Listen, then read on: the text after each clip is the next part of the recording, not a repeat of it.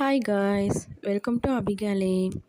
இன்றைக்கி நம்ம என்ன ரெசிபி பார்க்க போகிறோன்னா, நம்ம கல்யாண வீட்டில் இருக்கிற வத்த குழம்பு டேஸ்ட்லேயே நம்ம வீட்டில் வத்த குழம்பு எப்படி செய்கிறதுன்னு பார்க்கலாம். அதுக்கு ஒரு வானலில் நல்லெண்ணெய் ஆட் பண்ணிக்கோங்க. எண்ணெய் நல்லா ஹீட் ஆனதுக்கப்புறம் நம்ம என்ன வத்தல் எடுக்கிறோமோ அதை சேர்த்துக்கலாம். நான் இன்றைக்கி மணத்தக்காளி வத்தல் எடுத்திருக்கேன். இந்த மாதிரி சுண்டைக்காய் வத்தல், கொத்தவரங்காய் வத்தல் நிறையா இருக்குது. உங்கள் வீட்டில் என்ன இருக்கோ நீங்கள் ஆட் பண்ணிக்கலாம். இந்த மாதிரி கொஞ்சம் ஃப்ரை பண்ணிவிட்டு எடுத்துக்கோங்க. ரொம்ப ஃப்ரை பண்ண வேணாம், லைட்டாக கலர் சேஞ்ச் ஆனோடனே எடுத்துக்கோங்க. அதே வானலில் இன்னும் கொஞ்சம் எண்ணெய் ஆட் பண்ணிவிட்டு கடுகு போட்டுக்கோங்க. கடுகு நல்லா பொரிஞ்சதுக்கப்புறம் 1/4 டீஸ்பூன் வெந்தயம் சேர்த்துக்கோங்க.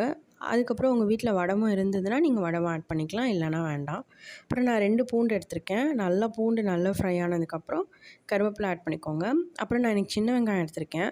அதில் கொஞ்சம் சின்ன வெங்காயம் 2 கட் பண்ணி சேர்த்துருக்கேன். இன்னும் கொஞ்சம் வெங்காயம் முழுசாக சேர்த்துருக்கேன். இது நல்லா வதக்கிக்கோங்க. வெங்காயம் நல்லா வதங்கணும், அப்போ தான் நமக்கு அந்த டேஸ்ட் கிடைக்கும். அப்புறம் நான் 5 காஞ்ச மிளகாய் எடுத்திருக்கேன். உங்களுக்கு எவ்வளோ காஞ்ச மிளகாய் வேணுமோ நீங்கள் எடுத்துக்கலாம். புளி சேர்க்குறனால தக்காளி கம்மியாக போட்டால் போதும். நான் ஒரு பெரிய தக்காளியை மட்டும் சேர்த்துருக்கேன். தக்காளி நல்லா மேஷ் ஆகிற வரைக்கும் வதக்கிக்கோங்க. மேஷ் ஆனதுக்கப்புறம் 1 டேபிள் ஸ்பூன் மஞ்சள்தூள் போட்டுக்கோங்க. அப்புறம் 2 டேபிள் ஸ்பூன் வீட்டில் அரைச்ச மிளகாத்தூள் சேர்த்துக்கலாம். சேர்த்துட்டு நல்லா அந்த எண்ணெயிலே பச்சை வாசனை போகிற அளவுக்கு வதக்கிக்கோங்க. அப்புறம் நான் ஒரு லெமன் சைஸ் புளி எடுத்து தண்ணியில் கரைச்சி ஆட் பண்ணியிருக்கேன்.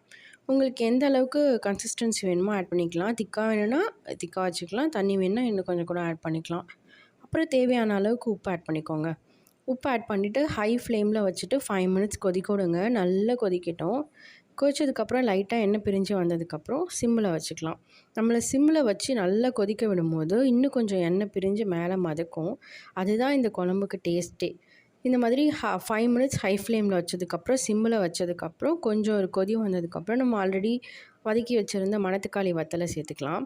அப்புறம் நம்ம வதக்கிட்டே இருக்கும்போது இந்த மாதிரி எண்ணெய் பிரிஞ்சு வரும். அந்த ஸ்டேஜில் வெல்லம் கொஞ்சம் ஆட் பண்ணி சேர்த்துட்டு கொத்தமல்லி தூவி இறக்கி பாருங்கள். ரொம்ப டேஸ்ட்டாக இருக்கும்.